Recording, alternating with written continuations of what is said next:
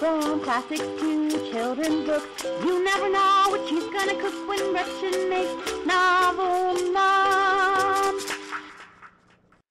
Hi everybody, and welcome back to Novel Noms. This week I wanted to do this book, which is one of my favorite newer contemporary novels, which is Memoirs of a Geisha. If you have not read this book, read it, and if you have not seen the movie, holy cow. I very rarely like movies that are made from books, but breathtaking, gorgeous.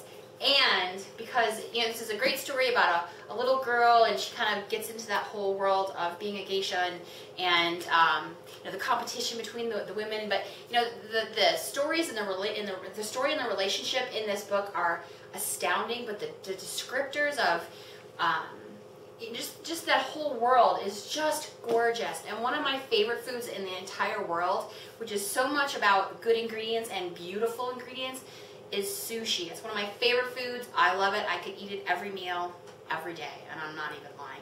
So today we are going to do Memoirs of a Geisha, and we're going to make sushi.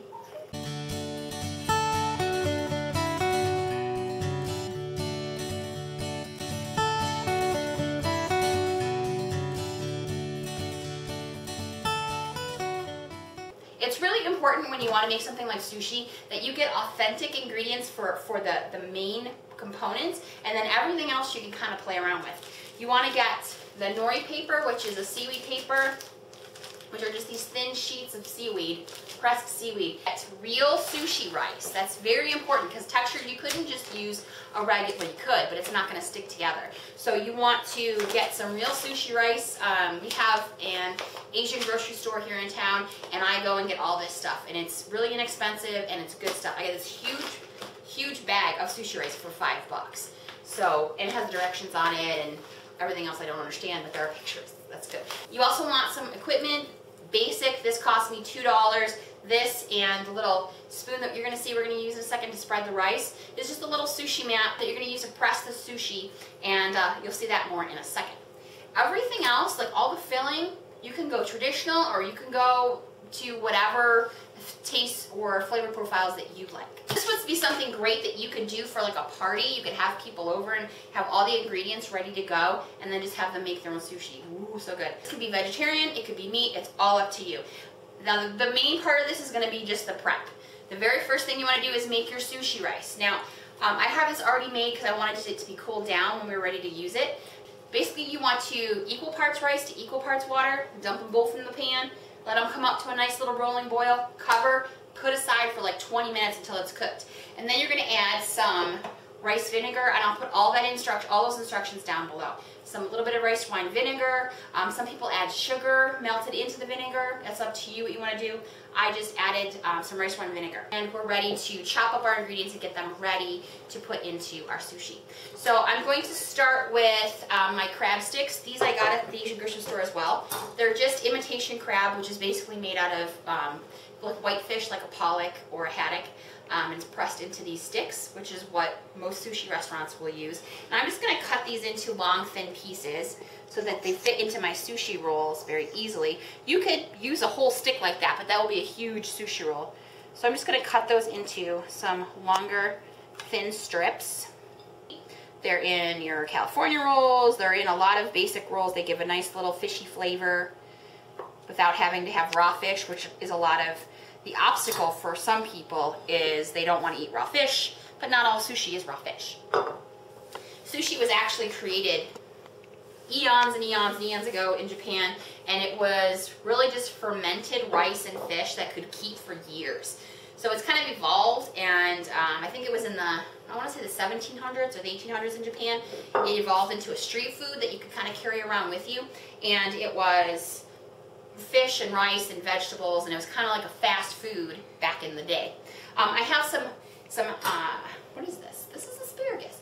I have some asparagus that I just steamed for like 3 minutes on the stove, and because I want them to have some crunch to them, but I don't want them to be soft, like super soft.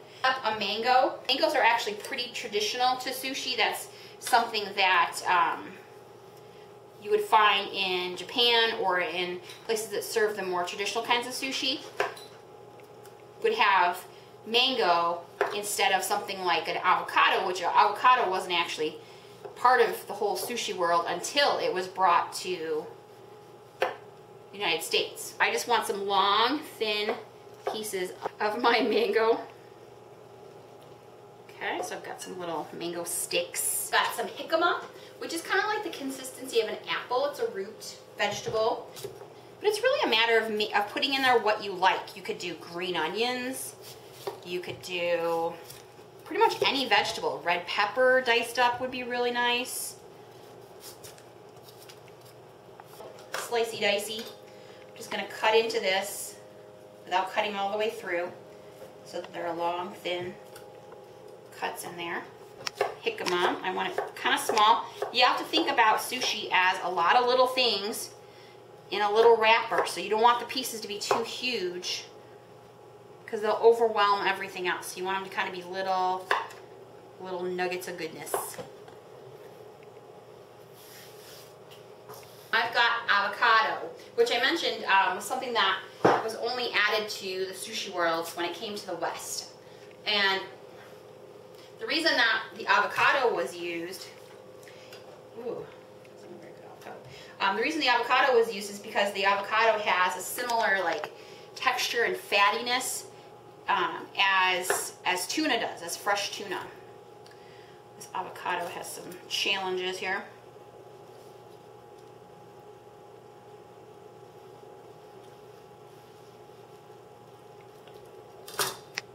I'm just going to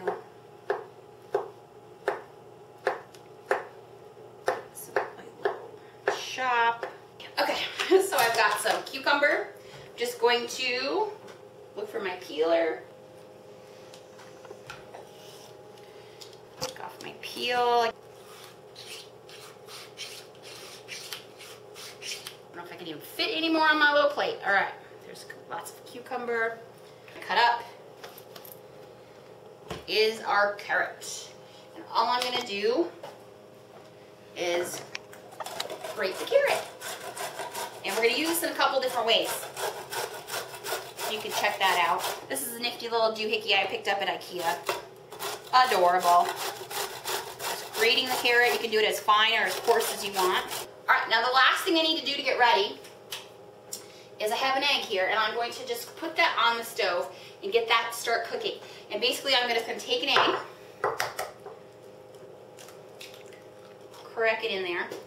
I'm gonna add to it a little sake, and it is 15.6% proof. You can use a little rice wine vinegar. Use a little white wine if you don't have any. I'm gonna blend that up. I'm gonna add just a little dash of this rice vinegar that I actually bought at the Asian grocery store that is especially for sushi. Just a little touch of it. It gives a nice little tanginess and has some extra flavor in it. I was reading that one of the ways you could measure a good sushi place is to have them give you just a simple piece of sushi with the rice on the bottom and the egg on top, because that'll show off how they season their rice vinegar, which I guess is like a big source of like competition. I'm just gonna pour that in there,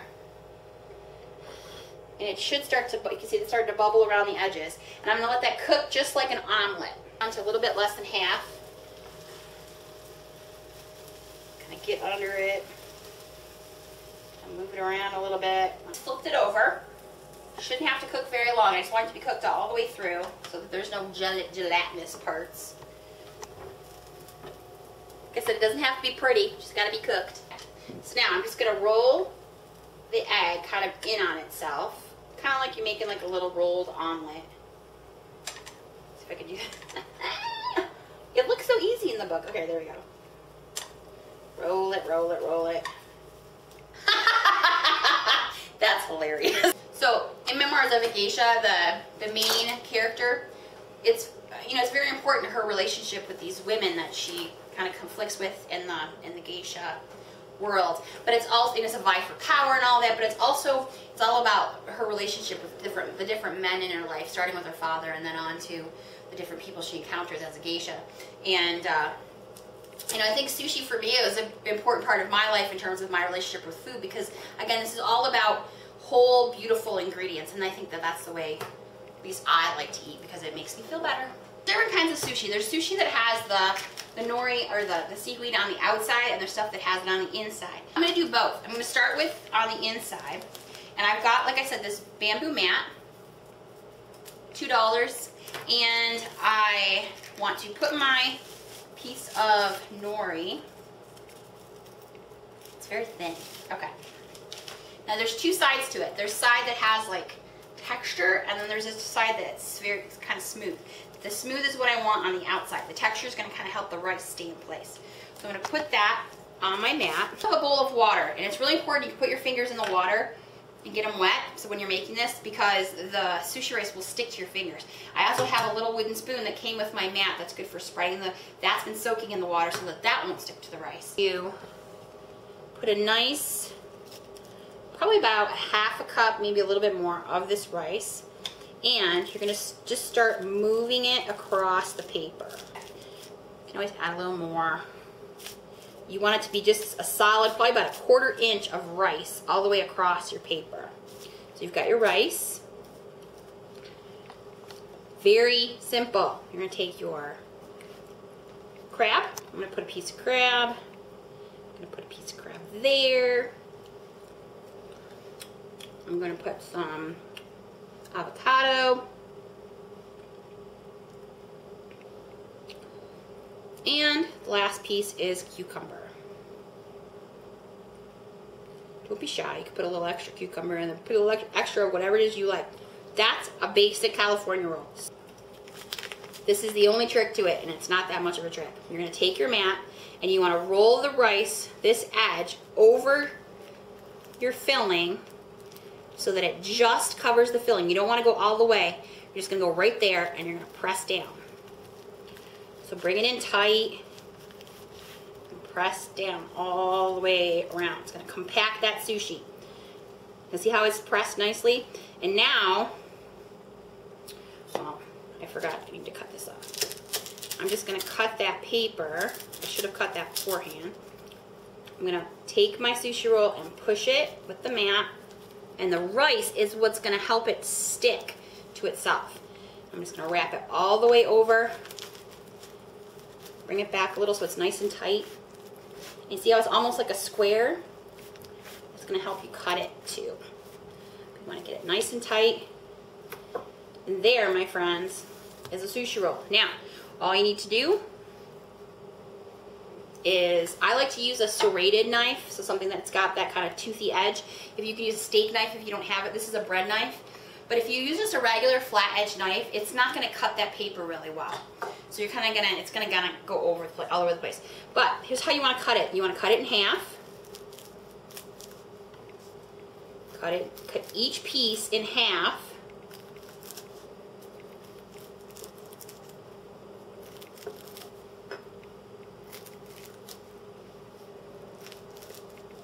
Because if you just start cutting, they're going to be uneven. So this kind of helps the uniformity. And then just turn it over. And there you have beautiful, easy California roll. If you want the rice on the outside, you're going to want some saran wrap. I've even, sushi chefs do the same thing. You're going to cover your mat with sushi, or sorry, you're going to cover your mat with sushi eventually, but you're going to cover your mat with saran wrap because the rice is going to be towards the mat at one point. So we want to make sure that it doesn't stick.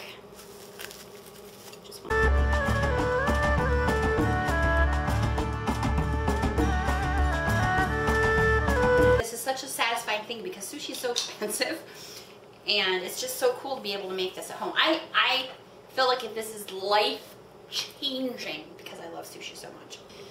You could sprinkle this with sesame seeds. I forgot to get sesame seeds, but that adds a yummy like nuttiness to it. So there's that. Now, all you're going to do is you're going to take this roll with that rice, and if you wanted the sesame seeds, have those sprinkled on there, and you're going to flip very carefully, flip it over. Some mango.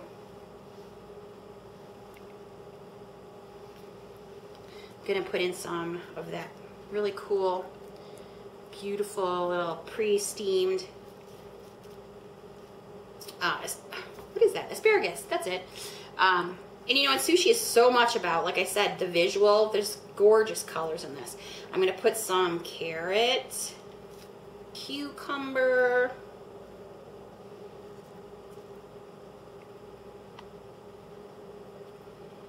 and I'm gonna put in a little bit of jicama. So it's just gonna be one big giant like veggie fruit, just vegetarian, but just gorgeous sushi. Okay, same thing.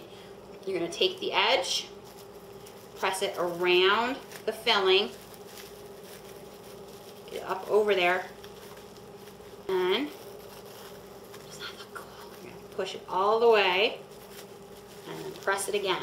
A giant, giant roll.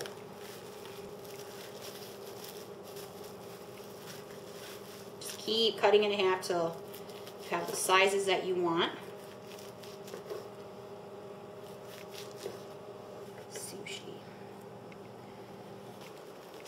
This one's my new favorite. Shredded carrot, just a little tiny teaspoon of mayo, some ground ginger, quite a bit because I want to really get that flavor. Sprinkle of salt, the pepper, and mix that up. Keep mixing it until I get this really cool, creamy, kind of like carrot ginger salad.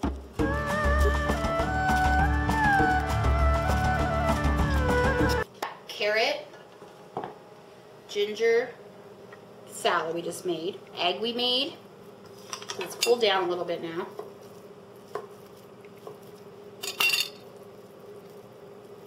I'll lay the egg in there. So this is another alternative if you are a vegetarian that eats eggs. This would be a nice little source of protein. You could put tofu in there. I'm also just going to add just some thin strips of the mango.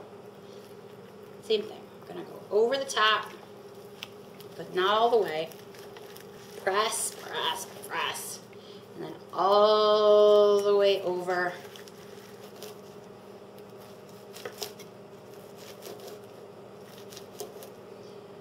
This would be a great appetizer if you're having friends over.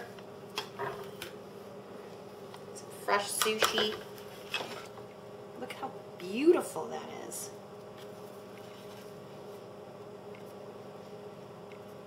There you have it, my friends. We just made a huge plate load of gorgeous sushi. And really, you know, you could serve this to your friends. You could have them over, buy a bunch of these mats because they're cheap, and have people make their own sushi. You could, you know, and I didn't use any raw fish in here, mostly because I couldn't get down to the store that has the, you have to get sushi grade tuna or sushi grade fish. It's very important. Don't just go buy a fillet in your grocery store and stick some salmon in there that's raw. You want to make sure it's sushi grade because it's of higher quality and it's fresher, it's all that. So make sure if you go that route, you're careful about it. But play around with this. You could put fried shrimp, and there's so much you can do with this book. It is beautiful and it is descriptive and it's heartbreaking story of this woman's journey, which actually is kind of very similar to the journey of Jane Eyre from last week. Look at that. But we got sushi. So I encourage you, try new things. Make beautiful food.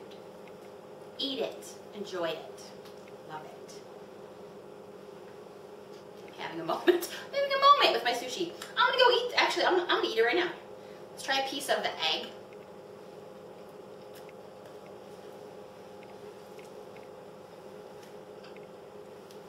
Holy crap. And how about one of the ones we just made with the teriyaki sauce?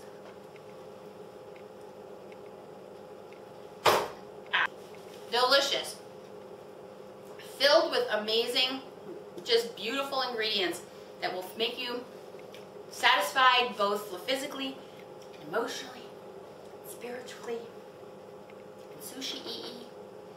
And I hope you'll go make sushi and film yourself making it and make a video response. Make me video response. I love you. Make sushi. Read Memoirs of a Geisha. And drink some sake.